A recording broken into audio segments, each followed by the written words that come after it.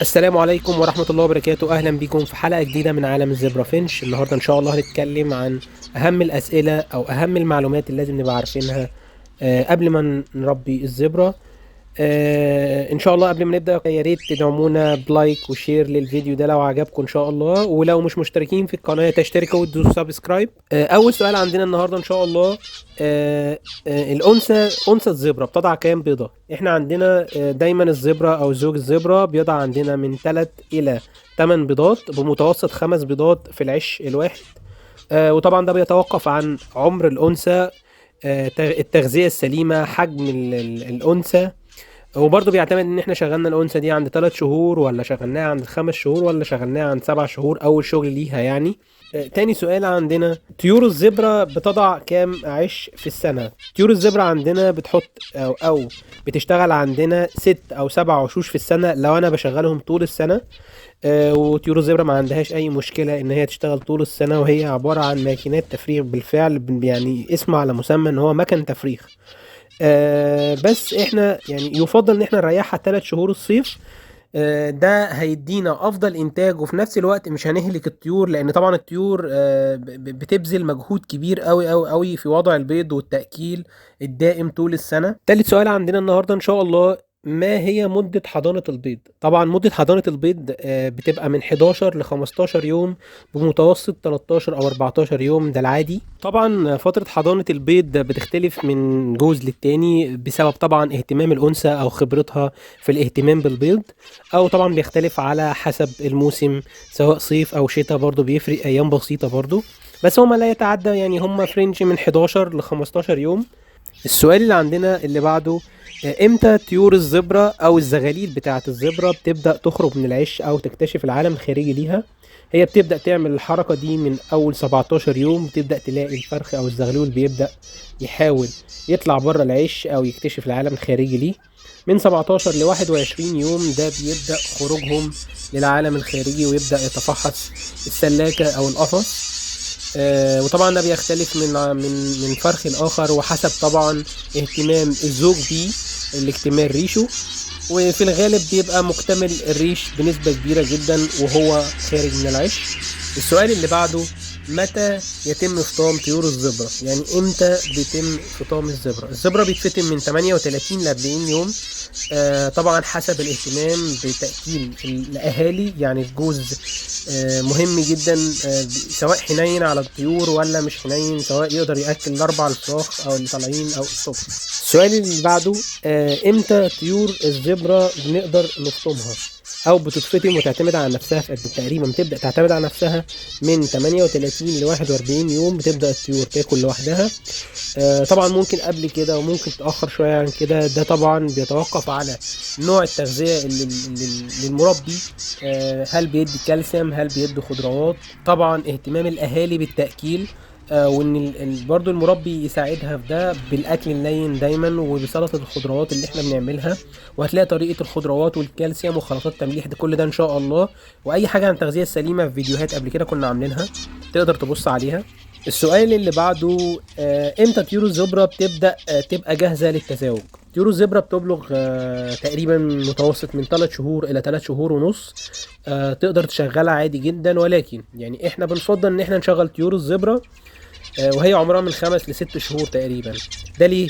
ده بيفرق معانا جدا، لان بالذات في النتاية بتبدأ تاخد حجم كويس، تبدأ عدد البيض يزيد، بيبدأ صحتها بتبقى كويسة عشان تقدر تأكل الزغاليل، فتلاقي العش بتاعها 4 5 6 زغاليل، غير النتاية اللي في الأول ممكن تبيض 3 بيضات وتطلع لك 3 زغاليل ضعاف، لأن هي ما عندهاش خبرة وجسمها برضو مش متحمل، لسه ما يقدرش يتحمل مجهود التأكيل والرقود والكلام ده.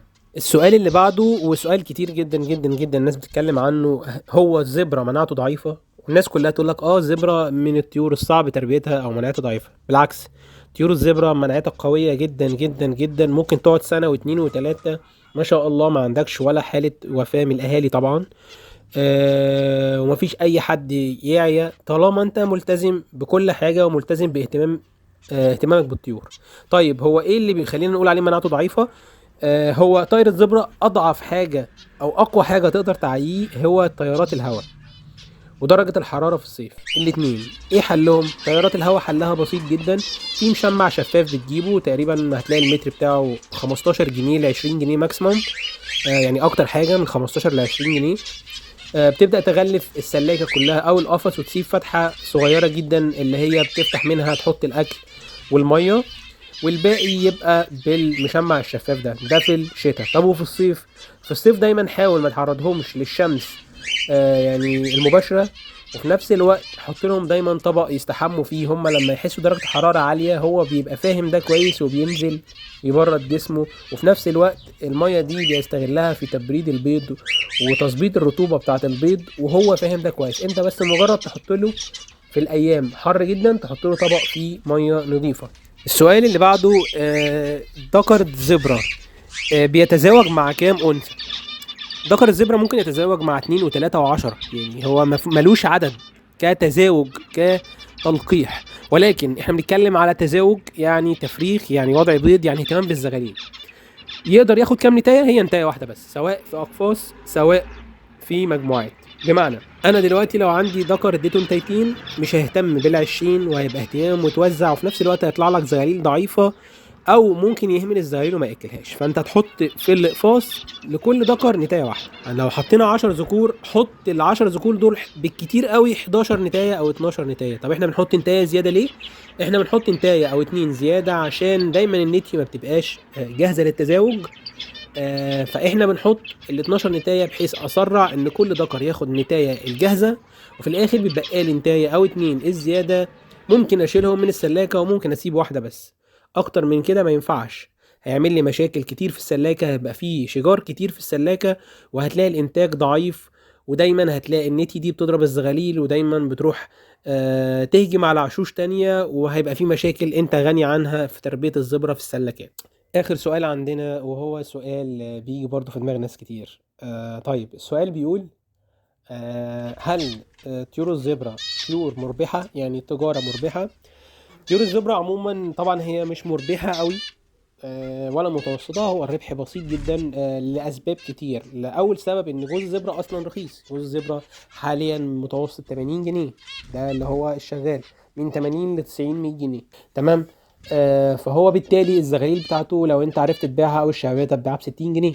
ففي ظل ارتفاع اسعار البلكم والدنيبه والفلارس والحبوب والتغذيه بتاعتك فانت مش هتبقى مجزيه قوي، ولكن عشان تبقى مجزية لازم تربي في عدد كبير، تربي في مجموعات، تربي في كذا سلاكة، يبقى عندك مكان تربي فيه، وطبعا تهتمي بيهم عشان يدوك افضل انتاج فتقدر تكسب منهم. طيب انت عايز تعرف تكلفة؟ ان شاء الله هنتكلم في الحلقة الجاية باذن الله او اللي بعدها عن مشروع صغير بتكلفة 2000 جنيه او 3000 جنيه تقدر تعمل مشروع تجيب كام جوز زبرة وهيدخلك قد ايه في الشهر.